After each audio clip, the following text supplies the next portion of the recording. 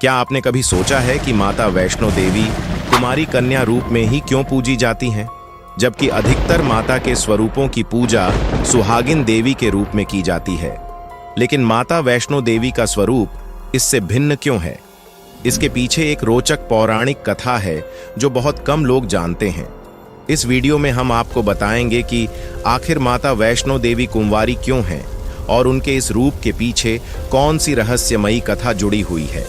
माता की यह कथा सुनने से भक्तों की सभी मनोकामना पूरी होती है, इसलिए वीडियो को अंत तक देखें, साथ ही अपने दोस्तों के साथ शेयर करें और सभी माता के भक्त कमेंट बॉक्स में जय मां वैष्णो देवी जरूर लिखें।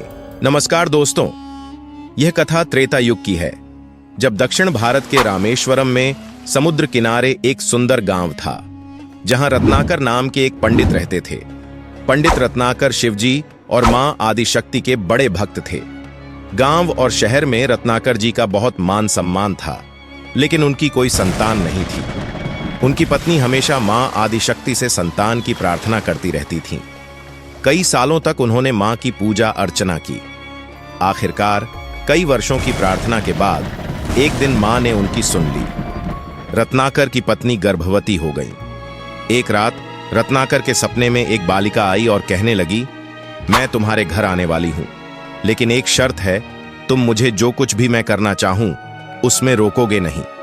रत्नाकर, जो एक सिद्ध पंडित थे, उन्हें यह समझ में आ गया कि मां आदिशक्ति के 3 गुण सत, रज और तम को दर्शाने वाली महासरस्वती, महालक्ष्मी और महादुर्गा ने मिलकर ही इस कन्या का रूप धारण किया है। समय आने पर इस दिव्य कन्या का जन्म हुआ। रत्नाकर समझ चुके थे कि यह कन्या धर्म की रक्षा के लिए मां आदिशक्ति का अवतार है। इसी भावना के साथ उन्होंने कन्या का पालन पोषण शुरू किया। तीनों महाशक्तियों के मिलन से प्रकट हुए इस स्वरूप को उन्होंने त्रिकूटा नाम दिया। त्रिकूटा का स्वभाव जन्म से ही अनोखा था। वह बचपन से ही पूजा पाठ और धार्मिक कार्यक्रमों को देखकर बहुत खुश होती थी। अभी उसका 10वां साल भी शुरू नहीं हुआ था कि उसे यह मालूम हो गया कि भगवान विष्णु ने भगवान श्री राम के रूप में धरती पर अवतार ले लिया है। तब त्रिकूटा ने यह संकल्प लिया कि वह भगवान श्री राम से ही विवाह करेगी, नहीं तो जीवन भर अविवाहित रहेगी। त्रिकूटा ने अपने पिता से कहा कि वह रामेश्वरम के तट पर रहकर तपस्या करना चाहती है। शर्त के अनुसार रत्नाकर ने उसे नहीं रोका। 10 साल की उम्र से ही त्रिकूटा ने समुद्र तट पर एक कुटिया बनाकर रहना शुरू कर दिया। वह भगवान श्री राम को अपना पति मानकर उन्हें पाने के लिए कठोर तप करने लगी। त्रिकूटा इसी तरह घोर तपस्या करती रही और कई साल बीत गए। सीता हरण के बाद भगवान श्री राम लक्ष्मण के साथ अपने दल को लेकर सीता की खोज में रामेश्वरम पहुंचे। श्री राम को वहां पुल बनाने तक रुकना था।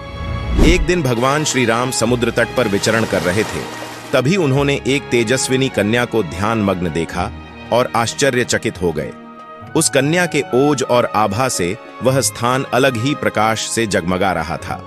भगवान श्री राम उत्सुकतावश उस कन्या के तपोस्थल तक पहुंचे।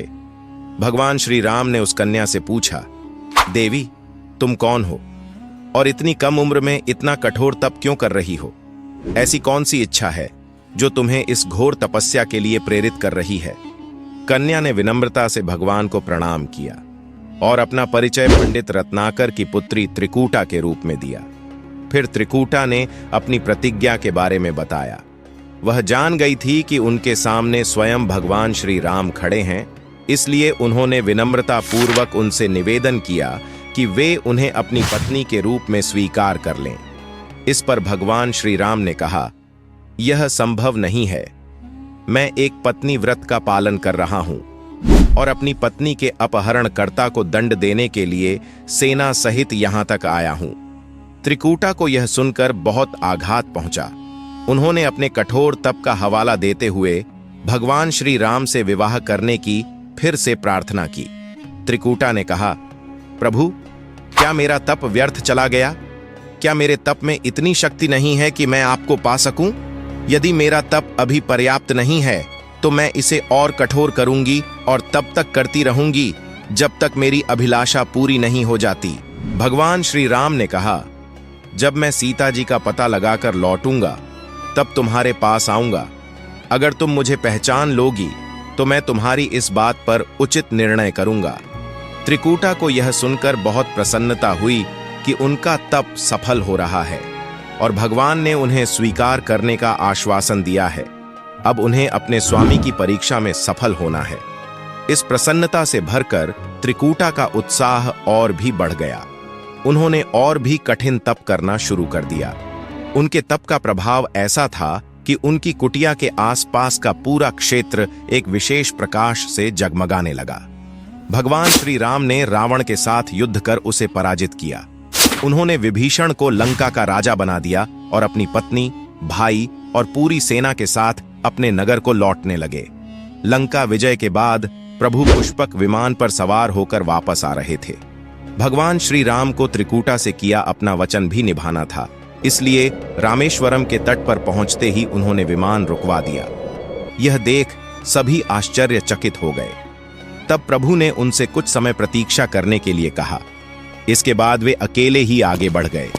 पूरी सेना भगवान की आज्ञा का पालन करते हुए वहीं रुककर उनकी प्रतीक्षा करने लगी।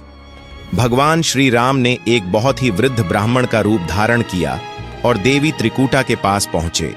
प्रभु कुछ देर तक उनके पास रुके, लेकिन त्रिकूटा उन्हें पहचान नहीं सकी।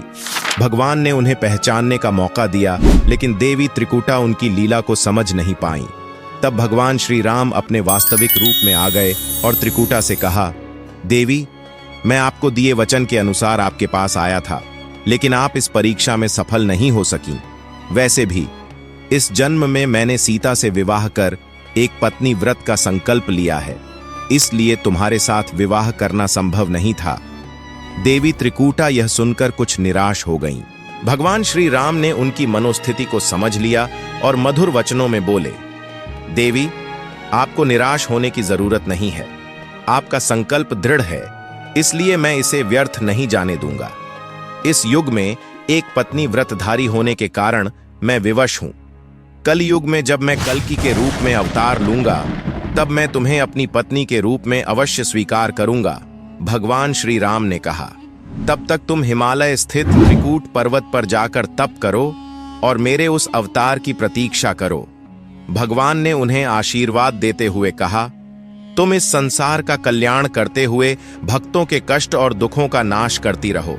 विष्णु का अंश होने, उनके कुल में अवतार लेने और विष्णु की उपासक होने के कारण सारा संसार तुम्हारी पूजा माता वैष्णो देवी के रूप में करेगा। कलयुग में तुम्हारे लिए कुछ भी असंभव नहीं होगा। जो भी भक्त सच्चे भक्ति भाव से तुम्हारी आराधना करेंगे, तुम उन्हें सब कुछ प्रदान करोगी।